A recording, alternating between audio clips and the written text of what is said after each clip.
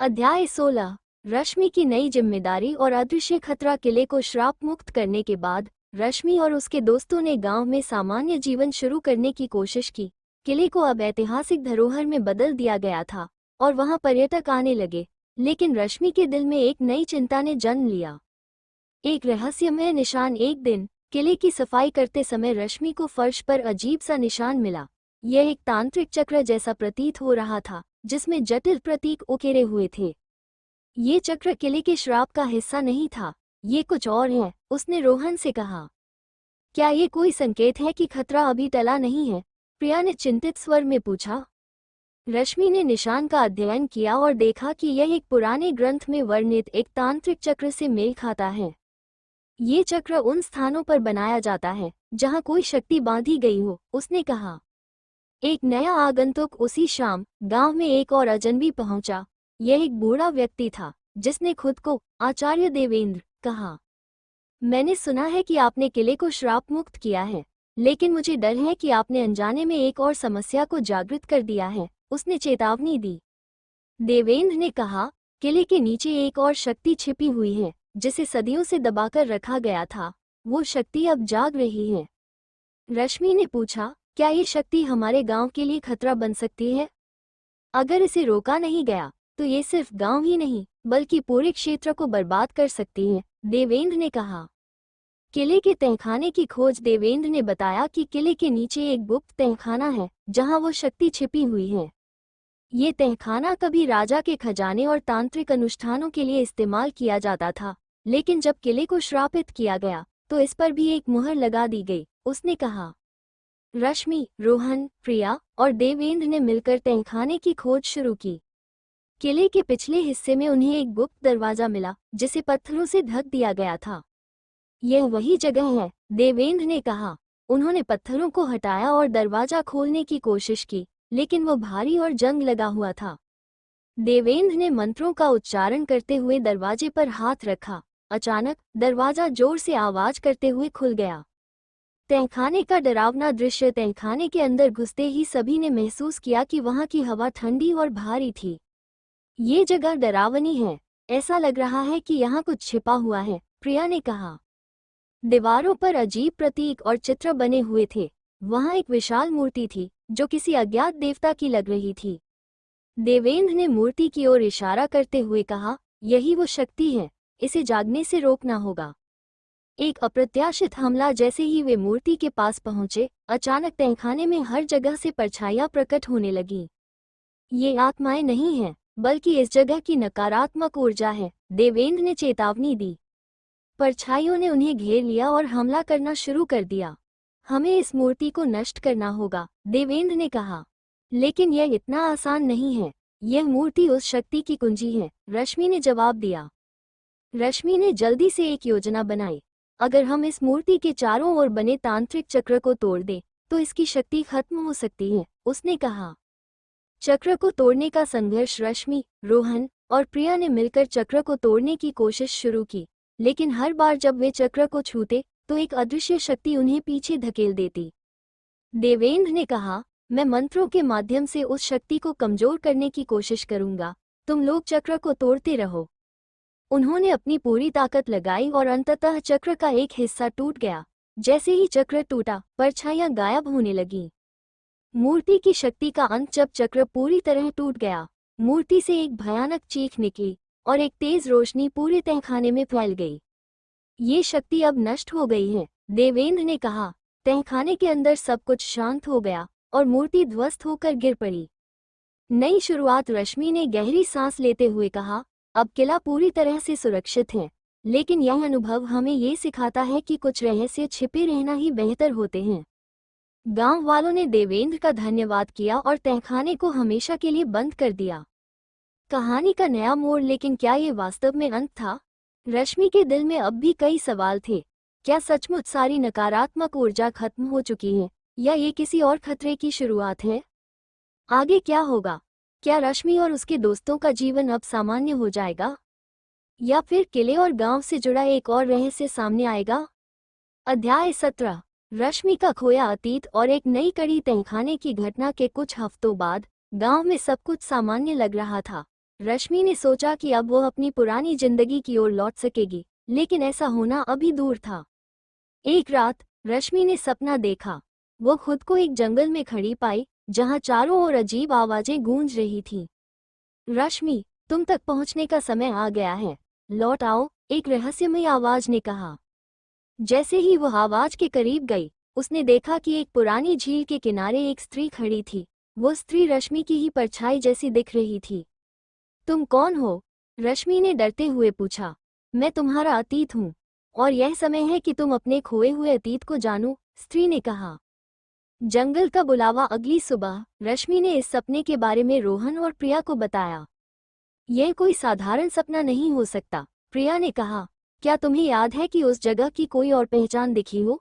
रोहन ने पूछा। रश्मि ने जवाब दिया। झील के किनारे एक पेड़ पर अजीब निशान बने हुए थे। यह वही जंगल लगता है जो गांव के उत्तर में है। रोहन और प्रिया ने तुरंत जाने का फैसला किया। अगर ये तुम्हारे अतीत से जुड़ा है तो हमें इसे जानना होगा, रोहन ने कहा। झील का रहस्य। वे तीनों जंगल की ओर बढ़े। रास्ता बेहद सन्नाटा भरा और डरावना था। जैसे जैसे वे झील के करीब पहुंचे, उन्हें अजीब अजीब आवाजें सुनाई देने लगीं। यह वही जगह है, रश्मि ने धीरे से कहा। झील के पास पहुंचने पर उन्होंने देखा कि वहां सच में वही पेड़ खड़ा था जो रश्मि ने सपने में देखा था। पेड़ के तने पर अजीब चिन्ह बने हुए थे जो किसी प्राचीन भाषा में थे। ये चिन्ह हमें किसी संदेश की ओर इशारा कर रहे हैं, प्रिया ने कहा। देवेंद्र, जो अब उनके साथ आए थे, ने उन चिन्हों को देखकर कहा, यह एक प्राचीन भाषा है जिसे त्रिलोक लिपि कहा जाता है। इसका अर्थ है कि यहाँ किसी आत्मा को बांधा गया था। झील की गहराई। झील के पास जाकर रश्मि को एक अजीब सी खिंचाव महसूस हुआ। मुझे ऐसा लग रहा है कि मुझे झील के अंदर कुछ खोजना है, उसने कहा। रोहन ने उसे रोका। ये खतरनाक हो सकता है, पहले हमें पूरा पता लगाना चाहिए। लेकिन रश्मि ने कहा, ये जगह मुझे पुकार रही है, मुझे जाना होगा। उन्होंने एक रस्सी और टॉर्च की मदद से झील की गहराई में उतरने का फैसला किया। झील के अंदर की दुनिया। झील के अंदर रश्मि ने देखा कि वहां एक प्राचीन द्वार था। वो द्वार पूरी तरह से पत्थरों से घिरा हुआ था और उसमें वही चिन्ह उकेरे गए थे। जैसे ही उसने द्वार को छुआ, अचानक एक तेज रोशनी फैली और वो द्वार अपने आप खुल गया। द्वार के अंदर एक गुफा थी जहां दीवारों पर चित्र बने थे। उन चित्रों में एक स्त्री दिख रही थी जो बिल्कुल रश्मि की तरह थी। यह मैं कैसे हो सकती हूँ? रश्मि ने चौंकते हुए कहा। गुफा का संदेश। दीवारों पर लिखे चिन्हों का अर्थ देवेंद्र ने समझाया। ये लिखा है कि एक योद्धा स्त्री जो अपनी शक्ति भूल चुकी है, उसे अपनी यादों को पुनः पाना होगा ताकि वो एक प्राचीन श्राप को खत्म कर सके। रश्मि ने कहा, क्या यह मेरे लिए है? लेकिन मैं एक साधारण इंसान हूँ। देवेंद्र ने जवाब दिया, शायद तुमने अपने अतीत को भुला दिया है, लेकिन ये समय है कि तुम अपने उद्देश्य को पहचानो। अचानक हमला। जैसे ही वे गुफा से बाहर आने लगे, झील में हलचल होने लगी। पानी से एक विशाल आकृति प्रकट हुई जो किसी राक्षस जैसी दिख रही थी। तुमने मेरी शांति भंग की है, अब तुम्हें इसकी कीमत चुकानी होगी, उसने गरजते हुए कहा। राक्षस ने झील से बाहर आकर उन पर हमला करना शुरू कर दिया। रश्मि ने साहस दिखाते हुए कहा, हमें इसे रोकना होगा, ये झील की आत्माओं को परेशान कर रहा है। रश्मि की पहली शक्ति। जैसे ही राक्षस ने रश्मि पर हमला किया, उसके हाथों से अचानक एक तेज रोशनी निकली। ये रोशनी राक्षस को पीछे धकेलने लगी। यह क्या है? ये शक्ति मेरे अंदर से आ रही है, रश्मि ने हैरान होकर कहा। देवेंद्र ने कहा, ये तुम्हारी खोई हुई शक्ति है, तुम्हारे अंदर कुछ खास है और ये तुम्हें खुद से पता लगाना होगा। राक्षस का अंत। रश्मि ने अपनी नई शक्ति का उपयोग करते हुए राक्षस को हराया। ये केवल शुरुआत है, राक्षस ने मरने से पहले कहा। तुम्हारा अतीत तुम्हें कभी चैन से नहीं रहने देगा। नई जिम्मेदारी। झील के रहस्य ने रश्मि के जीवन को पूरी तरह बदल दिया। अब मुझे अपने अतीत को जानना होगा और यह भी कि मेरे पास ये शक्ति क्यों है, उसने कहा। देवेंद्र ने कहा, ये यात्रा आसान नहीं होगी, लेकिन अगर तुम इसे पूरा कर पाओगी तो तुम अपने साथ साथ इस गांव को भी बचा पाओगी। आगे क्या होगा? रश्मि का अतीत क्या है और उसकी शक्ति का स्रोत कहाँ से आता है? झील और गुफा से जुड़े अन्य रहस्य क्या हैं? क्या गांव में अभी भी कोई और खतरा मंडरा रहा है? अध्याय 18। रश्मि और पवित्र ग्रंथ की खोज, झील के रहस्य और अपनी छुपी हुई शक्तियों का अनुभव करने के बाद रश्मि का जीवन बदल चुका था। वो अब अपने अतीत के जवाब खोजने और उस ताकत को समझने के लिए तैयार थी जो उसके भीतर जाग रही थी। लेकिन ये यात्रा आसान नहीं थी। देवेंद्र का मार्गदर्शन। देवेंद्र ने रश्मि से कहा, तुम्हारे पास जो शक्ति है वो एक दुर्लभ योद्धा आत्मा की निशानी है। यह आत्मा कभी इस धरती पर शांति लाने के लिए आई थी, लेकिन इसे एक श्राप ने बांध दिया। तुम्हें इसे समझने के लिए पवित्र ग्रंथ ढूंढना होगा। पवित्र ग्रंथ? रश्मि ने आश्चर्य से पूछा। यह एक प्राचीन ग्रंथ है जिसमें तुम्हारे जैसी आत्माओं की कहानी लिखी गई है। ये ग्रंथ तुम्हारी शक्तियों को समझने और उनका सही उपयोग करने में मदद करेगा। ग्रंथ की दिशा में पहला कदम। देवेंद्र ने बताया कि यह ग्रंथ किले से कई मील दूर एक सुनसान पर्वत की गुफा में छिपा हुआ है, लेकिन उस स्थान तक पहुंचने के लिए तुम्हें कई बाधाओं का सामना करना पड़ेगा, उसने चेतावनी दी।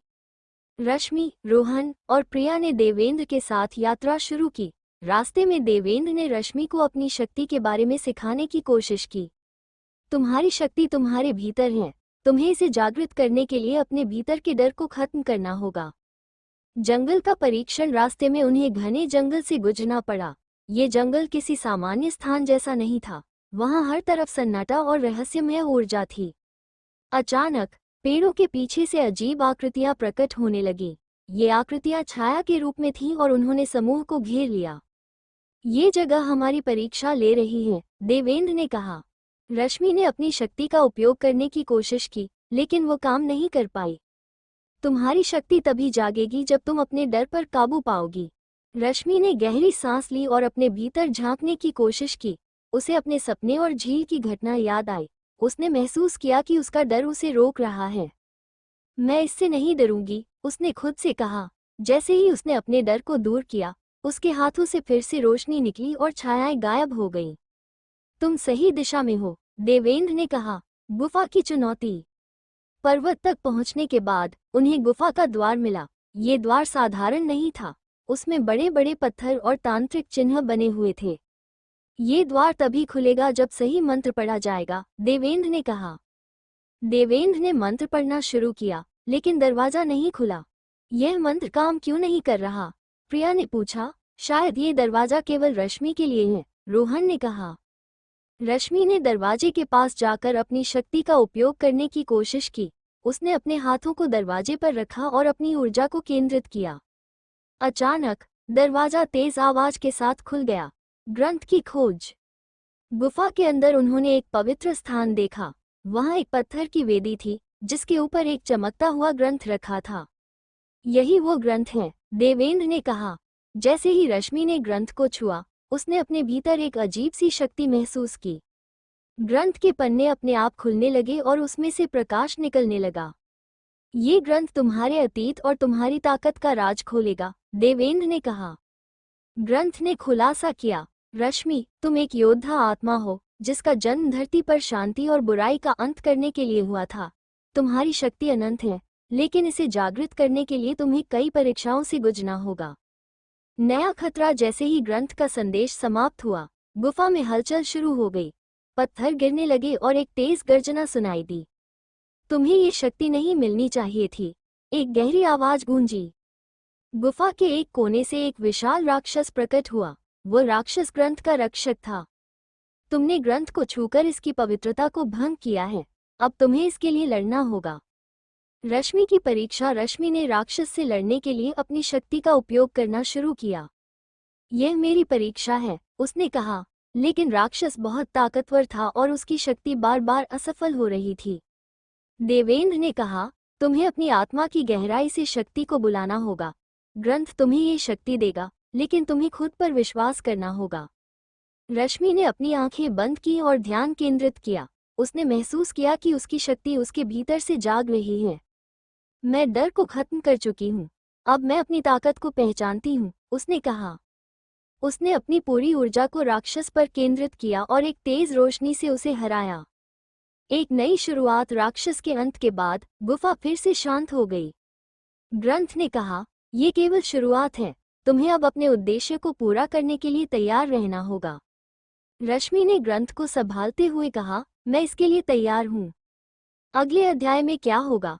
रश्मि के अतीत का और कौन सा रहस्य खुलेगा? ग्रंथ में और क्या संदेश छिपा है? क्या रश्मि गांव को एक नए खतरे से बचा पाएगी? अध्याय 19, पवित्र ग्रंथ के राज और गांव पर मंडराता नया संकट। रश्मि ने गुफा से पवित्र ग्रंथ को सुरक्षित निकाल लिया था।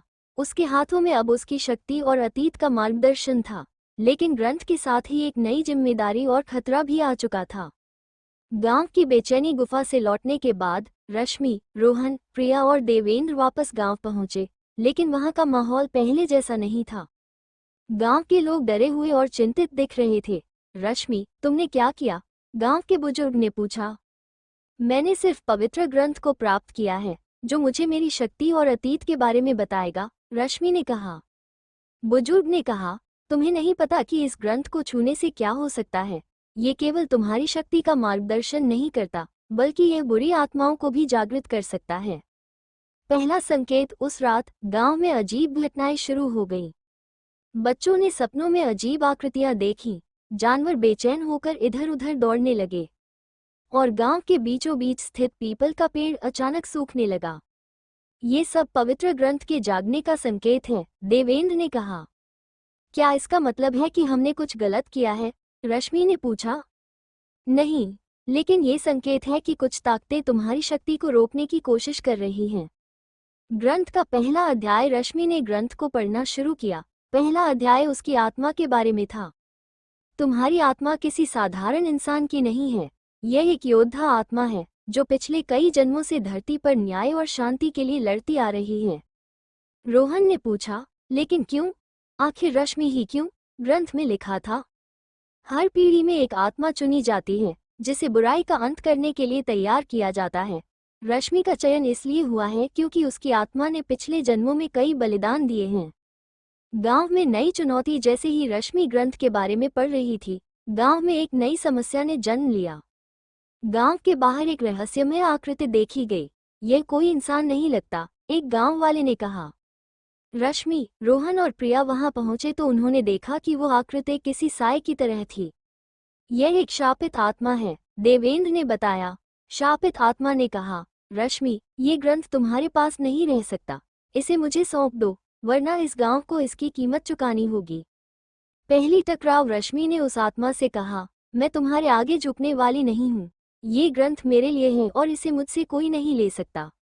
आत्मा ने कहा, तुम्हें इसका अंजाम भुगतना होगा। आत्मा ने हमला करना शुरू किया। पूरा गांव डर से कांप रहा था। रश्मि ने अपनी शक्ति का इस्तेमाल करने की कोशिश की, लेकिन वो अब तक अपनी शक्ति को पूरी तरह से नहीं समझ पाई थी। तुम्हें अपनी शक्ति का सही उपयोग करना सीखना होगा, देवेंद्र ने कहा।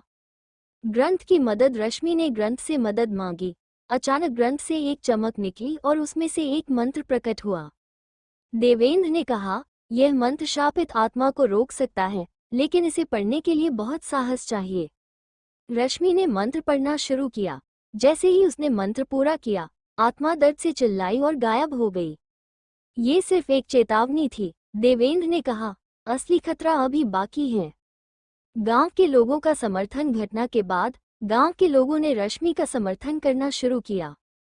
अगर रश्मि के पास ये शक्ति है, तो हम उसके साथ हैं, एक गांव वाले ने कहा। लेकिन बुजुर्गों ने चेतावनी दी, तुम्हें जल्दी ही असली खतरे का सामना करना होगा, हमें तैयार रहना होगा। ग्रंथ का दूसरा अध्याय। रश्मि ने ग्रंथ का दूसरा अध्याय पढ़ा। इसमें बताया गया कि पवित्र योद्धा आत्माओं को 3 शक्तियां प्राप्त करनी होती हैं। 1. मनोबल, अपने डर को खत्म करना। 2. संवेदनशीलता, अपनी भावनाओं को संतुलित रखना। 3. शारीरिक शक्ति, अपनी ताकत को सही दिशा में उपयोग करना। ग्रंथ ने कहा, इन शक्तियों को पाने के लिए तुम्हें 3 अलग अलग स्थानों पर जाना होगा और वहां की परीक्षा पास करनी होगी। पहला स्थान, अग्नि मंदिर। ग्रंथ ने पहले स्थान के बारे में संकेत दिया। यह एक प्राचीन मंदिर था, जो गांव से 50 मील दूर स्थित था। यह अग्नि मंदिर तुम्हारे मनोबल की परीक्षा लेगा, देवेंद्र ने कहा। रश्मि ने तय किया कि वो इस परीक्षा के लिए तुरंत रवाना होगी। अगले अध्याय में क्या होगा? रश्मि अग्नि मंदिर में कौन सी चुनौतियों का सामना करेगी? क्या वो अपनी पहली शक्ति प्राप्त कर पाएगी? गांव पर मंडरा रहे खतरे का क्या होगा? अध्याय 20, अग्नि मंदिर की पहली परीक्षा। पवित्र ग्रंथ ने रश्मि को उसकी पहली परीक्षा के लिए अग्नि मंदिर जाने का निर्देश दिया। यह मंदिर न केवल रहस्यमय था बल्कि वहां पहुंचने का रास्ता भी बेहद कठिन था।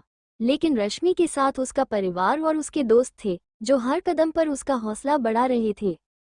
यात्रा की शुरुआत रश्मि, रोहन, प्रिया और देवेंद्र ने गांव के बाहर से अपनी यात्रा शुरू की। रास्ते में घने जंगल, ऊंचे पहाड़ और रहस्यमय घटनाएं उनका इंतजार कर रही थीं।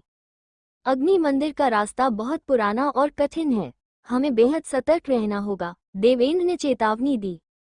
मैं तैयार हूँ, रश्मि ने आत्मविश्वास से कहा। रास्ते में वे एक पुराने झरने के पास रुके। झरने का पानी ठंडा और शांतिपूर्ण था, लेकिन उसकी सतह पर कुछ अजीब सा चमक रहा था। ये पानी साधारण नहीं लगता, प्रिया ने कहा। देवेंद्र ने बताया, ये झरना मंदिर का पहला संकेत है। इसे पार किए बिना हम आगे नहीं बढ़ सकते। लेकिन ध्यान रहे, ये तुम्हारी इच्छा शक्ति की परीक्षा लेगा। झरने का जादू। जैसे ही रश्मि ने झरने को पार करने की कोशिश की, उसकी आंखों के सामने अजीब दृश्य उभरने लगे। उसने देखा कि उसका परिवार संकट में है और गांव आग में जल रहा है। ये सब मेरे कारण हो रहा है, उसने रोते हुए कहा। देवेंद्र ने उसे समझाया, ये सिर्फ एक भ्रम है। झरना तुम्हारे डर को भड़का रहा है। अगर तुम इसे सच मानोगी तो तुम कभी आगे नहीं बढ़ पाओगी। रश्मि ने अपनी आंखें बंद की और गहरी सांस ली।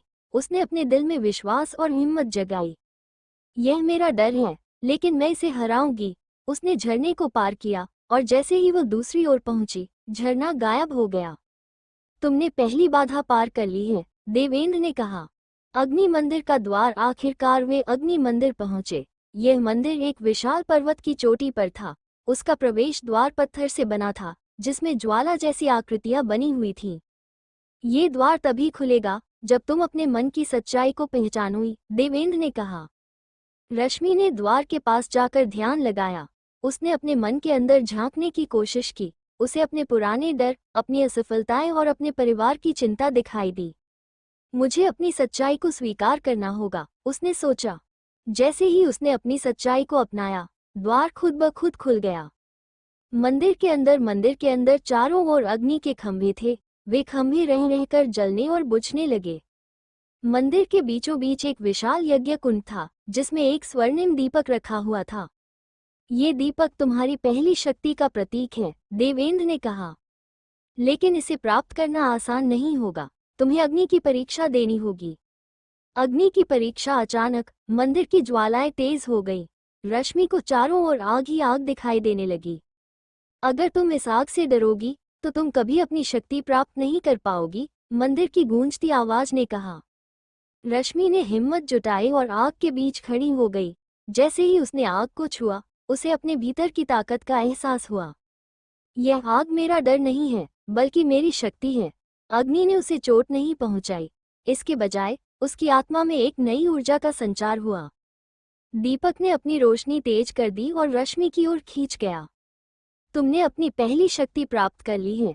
ये तुम्हारे मनोबल की शक्ति है। अब तुम किसी भी डर का सामना कर सकती हो, दीपक से आवाज आई। मंदिर का संदेश। जैसे ही दीपक रश्मि के हाथों में आया, मंदिर ने एक और संदेश दिया। तुम्हारी अगली परीक्षा तुम्हारे दिल की संवेदनाओं की होगी। इसके लिए तुम्हें जल मंदिर जाना होगा, लेकिन याद रखो, हर कदम के साथ खतरे बढ़ेंगे।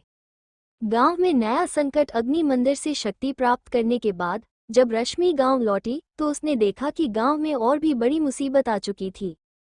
गांव के लोग बुरी आत्माओं से घिरे हुए थे। यह आत्माएं मेरी शक्तियों को रोकने के लिए भेजी गई हैं, रश्मि ने कहा।